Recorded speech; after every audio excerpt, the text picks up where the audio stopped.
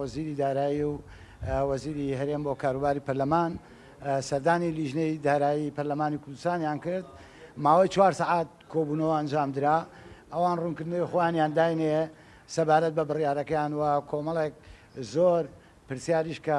لای ئەندامانی لیژنە هەبوو پرسیار ڕوبەڕووی جەنابی وەزیر کرایەوە یەکەم ئەو ئیتفاقی کە ئێستا لەگەڵ ناوەندا کرێت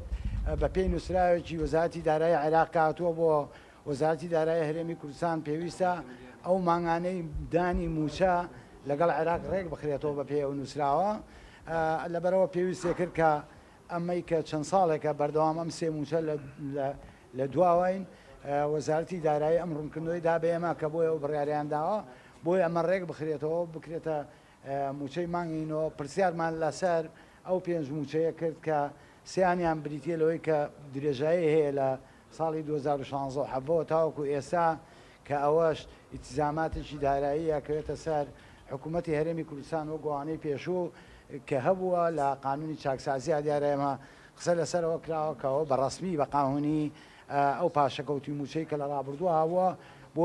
ئیتزاماتێکی دارایی لەسەر حکوومەتی هەرێمی کوردستان ئەو دوو مانگەشی کە لە ساڵی 2020 دوا کەوتووە موچەخۆرانی هەرێمی کوردستان بە پێی ئەو ڕێککەوتنەی کە لەگەڵ عێراق ئەکرێەوەی جەنابی وەزیر ڕوونکردنەوەی دابێ ئێمە ئەگەر ئەو ڕێککەوتنە بکرێتەوەی لە کۆتایی ساڵا و قەرزانە بگەڕێتەوە بەڵێنی ئەوە ماوەرگرتووە کە ئەو موچانە بگەڕێتەوە ئەگەر ئەو کاتێک کە قەرزەکە نەگەڕایە و موچانە دابەش نەکەوت جارێککە حکوومەتی هەرێمی کوردستان قسەیشی تازەیە بێت لەسەر ئەم بابەتە